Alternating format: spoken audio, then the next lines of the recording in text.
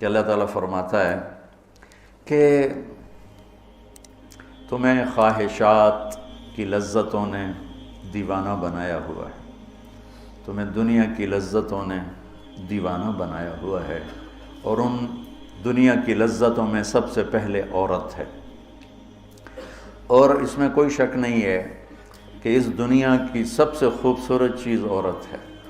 اور ایک آپ کو اپنا تجزیہ بتاؤں کہ دنیا پھری اور پھر کبھی جنگل، کبھی عرش، کبھی فرش، میں جو شعر پڑھا کرتا ہوں، کبھی عرش پر، کبھی فرش پر، کبھی ان کے در، کبھی در بدر، کبھی عاشقی تیرا شکریہ میں کہاں کہاں سے گزر گیا۔ دنیا میں انسان کے علاوہ جتنے نر ہیں وہ بہت خوبصورت اور مادی انتہائی تھکی ہوئی، چوڑی۔ مور دیکھا ہے؟ مور نر دیکھا ہے؟ کیا اس کے پر، کیا اس کی شان، کیا اس کا حسن، اور مور نہیں ویکھی مری ہوئی چوئی دی طرح۔ گھوڑے کو دیکھو، میرے والد صاحب گھوڑے رکھا کرتے تھے، تو ہم چھوٹے چھوٹے ہوتے تھے تو جو نر گھوڑے ہوتے تھے ایسے ان کا سر اٹھتا، اور گھوڑیاں ہی کرتی ہوتی تو ساری، حتیٰ کہ چوہا بھی سونا ہوتا ہے، چوئی نر۔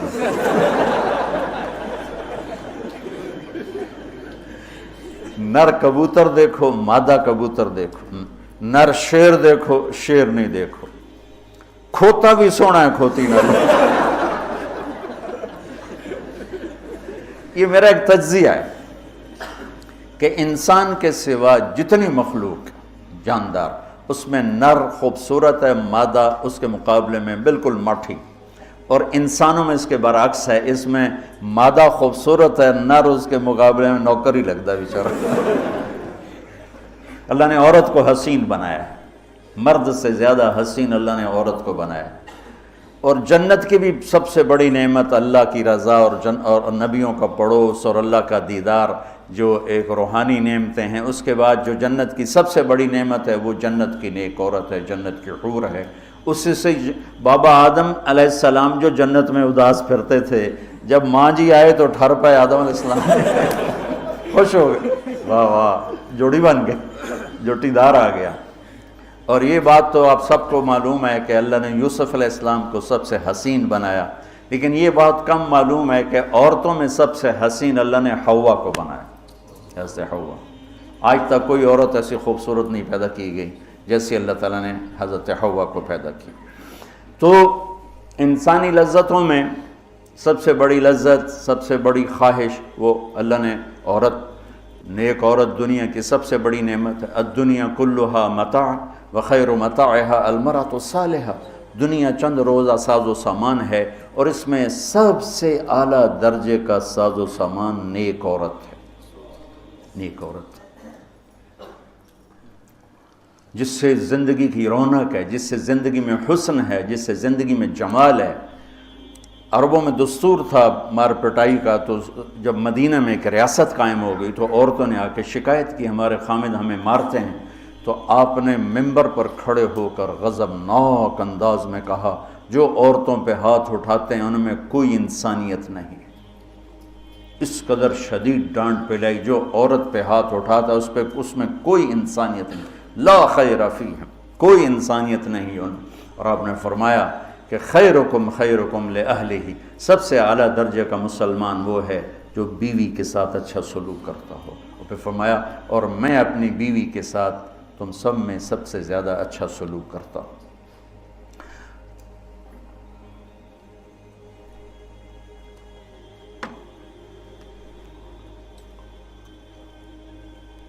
آپ نے 9 گھر آباد کیے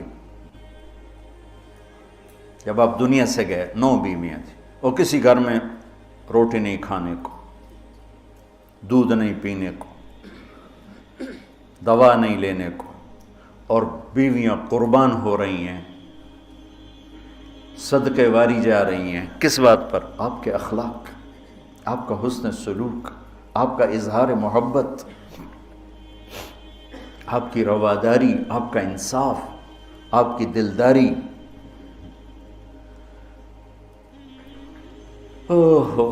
تو اللہ تعالیٰ کہہ رہا ہے تمہیں بڑی اچھی لگتی ہیں عورتیں پھر آگے نمبر 2 اولاد، پھر سونے چاندی کے ڈھیر، پھر بڑے خوبصورت گھوڑے، پھر جانور، پھر کھیتیاں.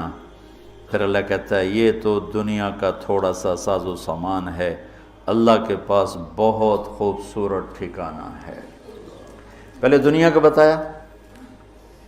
ابھی ہم بیٹھے تھے، تمہارے استاد کہنے لگے ذہب سونے کو کہتے ہیں، اور ذہب ہے چلے جانا، یعنی یہ وہ چیز ہے جو چلی جاتی ہے، اور فضہ بھی ہے، انفضہ سے ہے بھاگ جانا، بھگدڑ مچ جانا.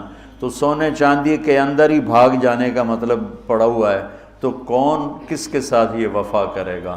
لیکن انسان کی کمزوری اللہ نے بتائی کہ تمہیں عشق ہے، تمہیں تمہاری خواہش ہے میری بیوی ایسی ہو، میرے بچے ایسے ہوں، میرے پاس سونے چاندی کے ڈھیر ہوں، اور میرے پاس سواریاں ہوں، گھوڑے ہوں، میرے پاس لینڈ کروزر ہو، میرے پاس مرسڈیز ہو، میرے بڑے کھیت ہوں، بڑا زمیندارہ ہو، بڑا میرا ڈیرا ہو. یہ سارے تمہارے اندر کے خیالات ہیں جو اندر جنم لیتے رہتے ہیں، لیکن لو بھی لوگے تو کب تک لوگے؟ شیر شاہ سوری نے جب دلی کو فتح کیا، بہت اچھا بادشاہ تھا، بہت اچھا بادشاہ، تو وہ کہنے لگا ہائے افسوس میرے سر پہ حکومت کا سورج اس وقت چمکا ہے جب میری اپنی زندگی کا سورج غروب ہونے والا ہے. 60 سال کی عمر میں اس نے فتح کیا دہلی کو، اور 66 سال کی عمر میں فوت ہو گیا. تو یہ ساری چیزیں کسی کو مل جائیں، پیدائشی طور پر مل جائیں، وقت کتنا ہے؟ 60 70. زیادہ بوڑھا ہو جائے تو اولاد ہی تنگ پہ جانا. مولانا صاحب دعا کرو ابا جی نو خیر ہو جاوے، یعنی ہوں ٹر جاوے، ماں جی تیرا مت ہو جاوے. لیکن اب اولاد سے خود سنا ہے یہ دعا کرو ماں جی سوکھے ہو جاؤں، مطلب مر کے مگرو لے جاوے. اولاد موت کی دعائیں مانگتی. تو اب اللہ اس کے تقابل میں لاتا ہے قل اُنَبِّئُكُمْ بِخَيْرٍ مِّن ذَلِكُمْ. انبئ کا مطلب ہوتا ہے بار بار بتانا. لگا کہ جو تمہیں نظر آ رہا ہے اس سے تو تم اثر لے رہے ہو، میں تمہیں بار بار بتاؤں گا، پوری جنت کو قرآن میں پھیرا دوں گا، کبھی یہاں کبھی وہاں، کبھی یوں کبھی یوں، کبھی نہر، کبھی باغ، کبھی حور، کبھی سونا، کبھی چاندی، کبھی لباس، کبھی کھانے، کبھی اپنی رضا، کبھی زندگی کا ابدی سرمدی ہونا. انبئ بار بار تمہیں میں جنت بتاؤں گا. اللہ کے فضل سے بر صغیر میں جنت سب سے پہلے اللہ نے میری زبان سے کہلوائی، ورنہ کسی بڑے سے بڑے علامہ خطیب نے جنت کو نہیں کھولا تھا. سب سے پہلے جنت اللہ نے میرے ذریعے سے چلوائی. اور وہ بھی ایک عجب میرے رب کا نظام تھا. ہم نے بھی پڑھی تو نہیں تھی، نہیں ہمیں پڑھائی گئی تھی. جنت کے ابواب چلوائی، تیز گام چل رہی تھی، نہ پڑھنے والے کو پتہ نہ پڑھانے والے کو پتہ. تو میں سال لگا رہا تھا، 80 81 میں نے سال لگایا جماعت میں. تو فروری کا مہینہ تھا اور ہماری گجراں والے تشکیل تھی، اور کویت کا ایک عرب میرے ساتھ تھا، اکرم اس کا نام تھا. اصل کہیں وہ ترکی تھا لیکن نسلوں سے آباد تھا. تو مجھ سے ایک دن کہنے لگا تو نے حادی الارواح الی بلاد الافراح یہ پڑھی ہے؟ یقین مانو. میں نے کہا یہ کیا ہوتا ہے؟ وہ نام عجیب ہے نا، حادی الارواح الی بلاد الافراح. حادی وہ حدی سے ہے، یحدو سے، وہ جو اونٹ کے لیے حدی ہوتی تھی نا، اونٹ کے لیے نغمہ ہوتا تھا، اونٹ تیز ہوتا تھا، تو روحوں کا وہ نغمہ جو انہیں خوشیوں کے شہر کی طرف لے جائے. مجھے پہلے سمجھ میں نہیں، میں نے کہا کیا کہہ رہے ہو، یہ کیا ہے؟ کہنے لگا کتاب ہے. میں نے کہا اچھا کتاب کس کی؟ کہا ابن القیم کی. میں نے کہا میں نے تو آج نام سنا ہے. کہا میں واپس تمہیں چلتے ہیں نا رائمنڈ، تو میرے وہاں پڑی ہے امانت میں تمہیں دوں گا. تو ہماری 10 دن کی تشکیل تھی، ہم واپس آئے تو اس نے مجھے وہ کتاب پکڑائی. میں نے اس کو پڑھنا شروع کی. سب سے پہلے میرے رونگٹے کھڑے ہوئے کہ یا اللہ اتنا بڑا تیرا مہمان خانہ، اور ہمیں سوائے لفظ جنت کے علاوہ معلوم ہی نہیں کہ وہ کیا دولت ہے، کیا خزانہ. تو کس طرح ہم دنیا سے بے رغبت ہوں گے، کیسے غلط عورتوں کے پھندوں سے بچیں گے، کیسے دنیا کی چمک دمک سے ہم بچیں گے جب تک ہمارے سامنے جنت کی رونق نہ ہو. جنت ایک نوجوان کہنے لگا اللہ حوروں کا لالچ کیوں دیتا ہے؟ میں نے کہا زنا کو روکنے کے لیے کہ لوگ شادی کر کے بھی زنا نہیں چھوڑتے ہیں. تو اللہ تعالیٰ نے کہا پاک دامن ہو جا، میں نے تیرے لیے جنت کی خوبصورت لڑکیاں تیار کر کے رکھی ہیں. وَزَوَّجْنَاهُمْ بِحُورٍ عِينٍ، اور ہم خود تمہارا نکاح کریں گے جنت کے حوروں کے ساتھ. اللہ نکاح پڑھے گا. سبحان اللہ. تو میں سال میں تو چل ہی رہا تھا، اور میرے اس وقت ہوئے تھے ستمبر، اکتوبر، نومبر، دسمبر، جنوری، 5 مہینے گزرے تھے، اور باقی 7 مہینے پڑے تھے. سب سے پہلے سال میں نے لگایا تبلیغ میں، پہلے 7 چلے ہوتے تھے. میں نے جنت کو شروع کیا، پڑھتا اور بولتا. جماعتوں میں تو پھر رہے تھے، ادھر پڑھنا ادھر بولنا، ادھر پڑھنا ادھر وہ سارا ایک دم میری ہوا جو شہرت کی، ایسے ہوا کی طرح میرا نام پھیل گیا کہ کبھی کسی نے جنت سنی نہیں تھی. وہ کہا ہم نے تو 50-70 سال عمر ہے، کوئی کہ 80 سال عمر ہے، کوئی کہ میری 50 سال عمر ہے، میری 60 سال عمر ہے، میں نے زندگی میں کبھی جنت کو نہیں سنا، میں نے پہلی دفعہ آپ سے جنت کو سنا. تو وہ جو میں پہلے مشہور ہوا لوگوں میں، وہ جنت کی وجہ سے کہ جنت کو میں نے بیان کرنا شروع کیا. سارا 1000 آیات ہیں جنت اور جہنم پر، اور کوئی بیان ہی نہیں کرتا. کون ہم مرنا چاہتا ہے؟ کون غربت چاہتا ہے؟ کون بیماریاں چاہتا ہے؟ کون دکھ چاہتا ہے؟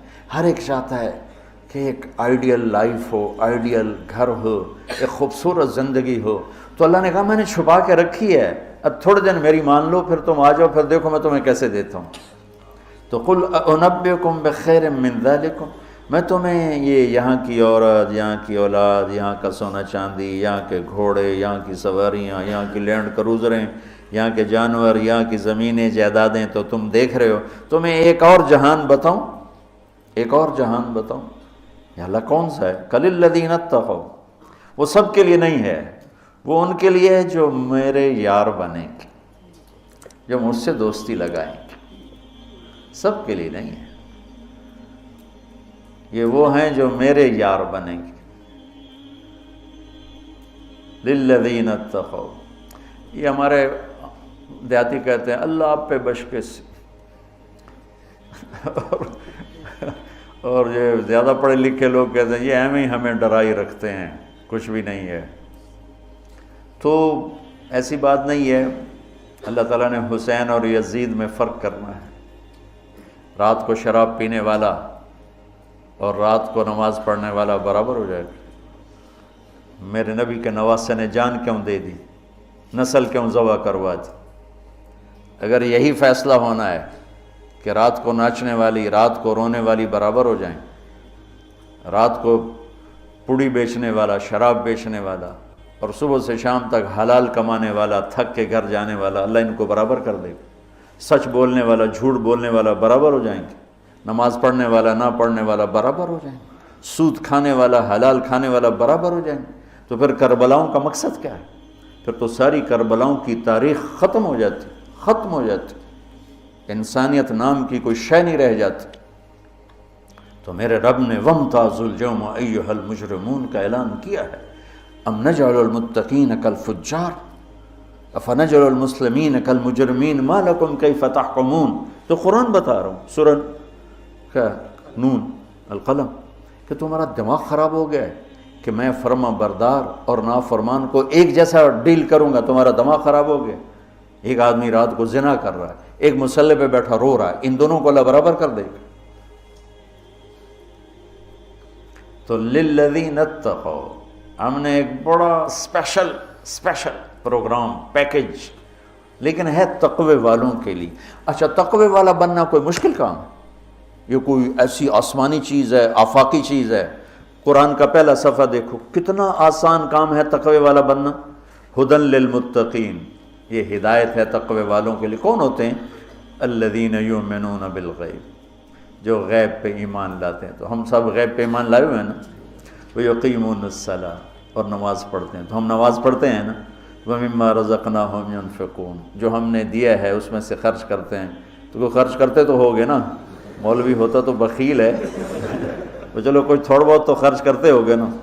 وَالَّذِينَ يُؤْمِنُونَ بِمَا أُنزِلَ إِلَيْكَ، جو قرآن پہ ایمان لائے. وما انزل من قبلک، جو تورات زبور انجیل پہ ایمان لائے۔ بتاؤ اس میں سے کون سی مشکل ہے؟ ایمان لانے میں پھر ساری شرطیں آ جائیں گی نا۔ یہ کہا جا سکتا ہے یہ کیسا تقوی ہے، روزے کا ذکر ہی نہیں، زکوٰۃ کا ذکر ہی نہیں، حج کا ذکر ہی نہیں۔ تو والذین یؤمنون بما انزل الیک، جو قرآن پہ ایمان لائے تو زکوٰۃ بھی دینی پڑے گی، حج بھی کرنا پڑے گا، سچ بھی بولنا پڑے گا، جھوٹ بھی چھوڑنا ہوگا، حرام بھی چھوڑنا ہوگا، وہ تو سارا اس میں آ گیا۔ تو للذین اتقوا، تقوی والا کوئی آفاقی ہو تسی تو جو بڑے تقوی والے ہو، ارے بھائی ہر مسلمان بڑی آسانی سے تقوی والا بن سکتا ہے، چند تو چیزیں ہیں، کر لو تو تقوی آ جائے گا۔ چلو ٹائم ختم ہو گیا، پھر جنت کل بتائیں گے۔ اللہم لک الحمد کما انت اہلہ، فصل علی محمد کما انت اہلہ، وفعل بنا ما انت اہلہ، انک اہل التقوی و اہل المغفرہ۔ میرے مولا یہ تیرا گھر جو تو نے بنایا ہے، سجایا ہے، ہمارے بھی نصیب فرما دے۔ اور یا اللہ تو نے جو اس دنیا میں شیطان کے پھندے بتائے ہیں، ہمیں ان پھندوں سے نجات عطا فرما۔ ہم بڑے کمزور ایمان والے ہیں میرے آقا، ہماری اتنی طاقت نہیں کہ شیطان سے لڑ سکیں، ٹکر لے سکیں۔ تو اپنے حبیب کے صدقے ہمیں شیطانی پھندوں سے بچا اور ہمیں اپنا بنا، تقوی والا بنا، زہد والا بنا، انابت والا بنا۔ ان سارے بچوں کو ہمارے لیے زاد راہ بنا، سرمایہ آخرت بنا، اور انہیں ہادی و مہدی بنا، اور ہمارے سارے اداروں کو قبول فرما، ہماری ضرورتوں کو اپنے غیب سے پورا فرما۔ اور جتنے لوگوں نے، بندوں نے، بندیوں نے، مردوں نے، عورتوں نے ہمارے ساتھ ہاتھ اٹھائے ہوئے ہیں، ان سب کی جھولیوں کو بھر دے میرے مولا۔ سب کے دکھڑے ہیں، سب کے شکوے ہیں، سب کے پریشانیاں ہیں، اپنے فضل و کرم سے ان مبارک راتوں کی طفیل سب کی جھولیوں کو بھر دے میرے آقا۔ سب کو خوشیاں دے دے، غم ان کے سمیٹ لے، خوشیاں ان کے گھروں میں بھر دے، ڈال دے۔ یا اللہ جس کے جو مسائل ہیں، کوئی معاشی مسائل ہیں، کوئی بیوی کو مسائل ہیں، کوئی خامد کے مسائل ہیں، کوئی اولاد کے ہیں، کوئی اپنے رشتوں ناتوں کے ہیں، کوئی کاروباری ہیں، سارے مسائل حل فرما دے۔ اور ہمیں یا اللہ آسانی والی، عافیت والی زندگی دے، اور آسانی والی واپسی مقدر فرما، ایمان کے ساتھ، اپنی رضا کے ساتھ، برحمتک۔